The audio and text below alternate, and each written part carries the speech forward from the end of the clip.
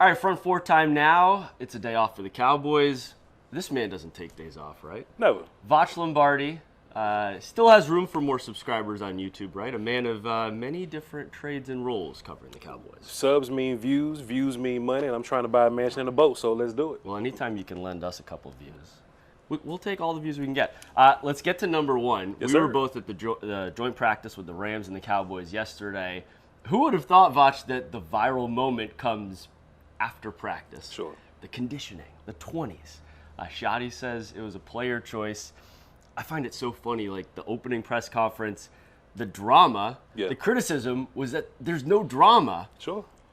Is this real life? Well, there's still no drama, and it seems like the Cowboys are disciplined now. And if you listen to Dak, he was at the podium, and we listened to him, and Demo walked up to Dak and said, hey, are we going to run? I know we run out here at Oxnard, but we're at the Rams place. Are we going to run? And they could have easily said, no, we're not going to run. We just had a tough day of practice. Let's go home somewhere. But they said, no, let's remain consistent. I think what the real drama is that the Cowboys have to play the Rams. And the Rams like, hey, shouts out to y'all. Getting all this running in, but we're just going to go in and rest. We're not about that. We don't need to do this. Hey, if the Cowboys play the Rams and we get to the fourth quarter and the Rams are huffing and puffing and the Cowboys find a way to win at the end of the game, I think we can come right back to that moment and point at the Rams. I love it. I think it's great. My pessimistic caveat is that, like, it's training camp. Sure. Like, we're talking about running sprints. But this is where it starts, though, right? This is where it all starts. Yes. Like, we run sprints in camp for a reason. We run sprints in the spring and the summer for a reason. Even when football season is over, you're still running sprints. You can never have too much conditioning, especially when your opponent is trying to make you tired. Culture is such a big thing with Shadi. Sure. On social media, you look at the reaction to this conditioning video from yesterday, and a lot of Cowboys fans are like, all right, this is the year. This is the year. And they say it every year. Sure. But it feels like they really believe it a lot right now. Is that dangerous, or do you think it's actually warranted and the culture thing is a big deal? Well, it's dangerous for us because we get views and clicks off a good mess. But for the Cowboys, they've been trying to preach discipline for a long time. And, discipline is one of those roll my eyes moments. Jason Garrett used to call it the right kind of guy stuff, and those were disciplined guys. But there are like choir boy type guys. These Cowboys, they seem to have an edge with them, but they also stand on the discipline. The Cowboys go out and they sign all these guys on defense. Rashawn Gary is a defender that has this leadership about him. The same with Jalen Thompson. The same with Quentin Williams, and all those guys are on the leadership committee now. I don't think it's an act, and that's the important part. If it's fake, I hate it, and I would roll my eyes. But if it's real, then it's real. Let's go to number two. Speaking of culture, at about this time last year, the culture, the identity of this team changed in a big way with one guy getting the boot up to Wisconsin. Micah Parsons, of course, getting traded away. At this time last year, he was still holding in here at camp in Oxnard. At the time, Voch, I think like most of the world declared the Cowboys the losers of the trade. Yeah. Of course, at that time, they had not acquired Quentin Williams with that first-round pick that they'd gotten from the Packers. Now that you look at things, Quinnen gets the extension here. They've added, Malachi Lawrence with that other pick they got from the Packers, and added other guys like you mentioned. Is it too soon to say maybe the Cowboys have won the Micah Parsons saga?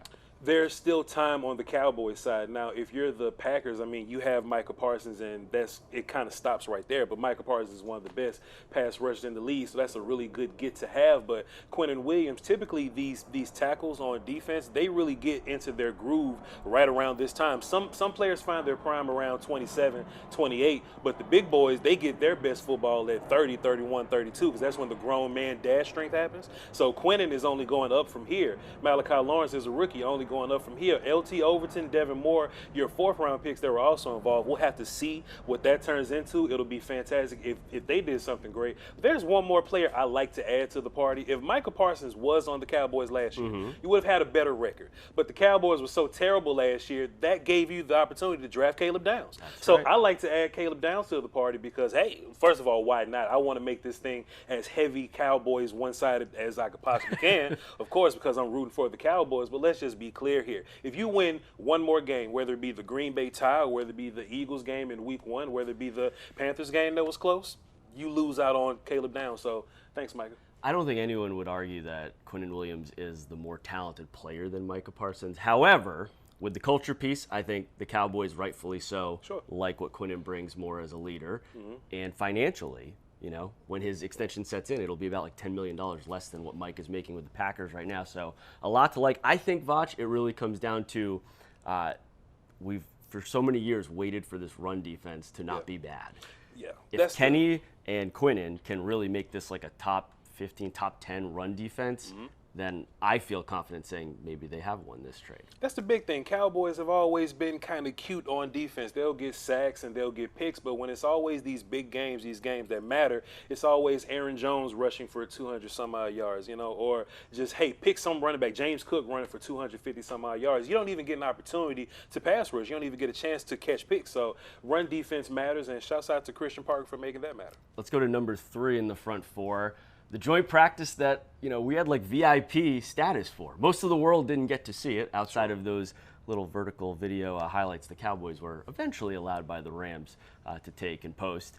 On the defensive side of the ball, it felt like Christian Parker's crew maybe had a better day than Clayton Adams' offense. What were your number 1 takeaways for the offense and the defense yesterday? So on defense, we just didn't get pushed around. We didn't get whooped. We didn't get smoked. That's the biggest takeaway from all this. You know, you just feel like the Cowboys offense is good enough if you can buy them time, right? If you're in these shootouts all the time, if you're at the Green Bay game, the Green Bay Packers putting up 40 points against you. The Cowboys did still score 40 points in that game. So if you just buy the Cowboys a little time, maybe 1 stop, maybe 2 stops, how many games do you win with maybe 1 extra stop a game? So the fact that the Cowboys have the ability to stop this Rams offense as high profile, maybe top 1, top 2 in the whole league, we should all clap for that. And on the offensive side for the Cowboys, we all had eyes on our left tackle, Tyler Guyton. You know, Myles Garrett didn't get a chance to practice, and we were all looking to see what it was going to be like, the best pass rusher of all time versus this left tackle that we have questions about. We didn't get a chance to see it. Tyler Guyton got a lot of reps against Josiah Stewart, who's a good player as well, but Tyler Guyton still made strides. He still looked powerful, feet look good, and the big thing about him is confidence. He has the best traits that you can ask for a tackle. But coming out of college, he only played 10 games, so he didn't have confidence as a tackle. He doesn't know all the nuanced things at tackle. So when we see him in these joint practices versus somebody from another team, can you carry those traits with confidence? And I think he did. Shoddy, it stuck out to me. He said to us after the practice that he feels like Tyler Guyton is one of the best tackles he has ever been around. And this Shoddy's been around. Yep. I mean, he was getting a shout out from Drew Brees at the Hall of Fame last week. He's been on some offenses. I thought that was really, really high praise. But bottom line is, if this offense is going to be gaudy, as they say, they need the tackles, Guyton and Steele, to really bring it and have a successful year. Quickly though, Shotty's not lying. Like Tyler Guyton does have this very unique set of traits that we haven't seen before. The problem is he just hasn't had a bunch of reps playing tackle. Like he is 6'8", 320 some odd pounds, one of the best moving tackles I've ever seen. Great length. He just doesn't know how to play the position. If you're a high schooler and you've been playing tackle for 4 years, you got the same amount of tackle experience as Tyler Guyton. But now he has to put it together in the league. But traits-wise, Shotty was not lying.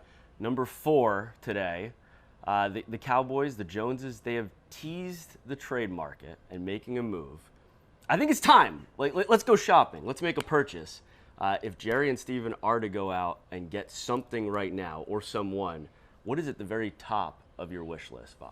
I can't cuss on your show, but I'll just say I care nothing of these picks, okay? Send them. Go do what you got to do. I think pass rush has to be at the top. Linebackers coming in right after that. And I think maybe the Cowboys want to explore running back just to see what that looks like. But, hey, man, Jerry messed around with it. Jerry teased us all. Go get that dude in Vegas. Let's not mess around. Go get Max Crosby. Home. I just want everybody to just, zone. you know, pull out your phone, pull out your laptop, do some real fast Googles for me, right? Find me the best defensive tackle that Max Crosby's ever played with. Then find me the best defensive end that Quentin Williams has ever played with. And you'll find a bunch of miscellaneous characters that aren't as good as the other guy that we just mentioned. Those two together will make magic for my beloved Dallas Cowboys. I know I just looked you in the eye and I told you, hey, man, linebacker is right behind edge. If you can get me Max Crosby, I care nothing about linebacker. I care nothing about running back. Even if there's some concerns about right tackle or something like that, I care nothing about right tackle. Give me Max and everything else will be peace and harmony. Free Max Crosby. Bring him home. Send them Bring picks, the Colleyville kid home. We care nothing of those picks. I'll say this too, just really quickly off of the joint practice yesterday. Like, I kind of feel good about what I'm seeing from the linebackers not named DeMarvion Overshown. D. Winters had a nice day. Obviously, Justin Barron is like a pick machine right now, so maybe there's a little more depth there than we thought. Voch, great to get you on the show, and enjoy the rest of your off day here at camp. There's no such thing as an off day. There's always work to be done. But thank you so much for having me here. This was a blast, and whenever you want to have me back again, we'll do it.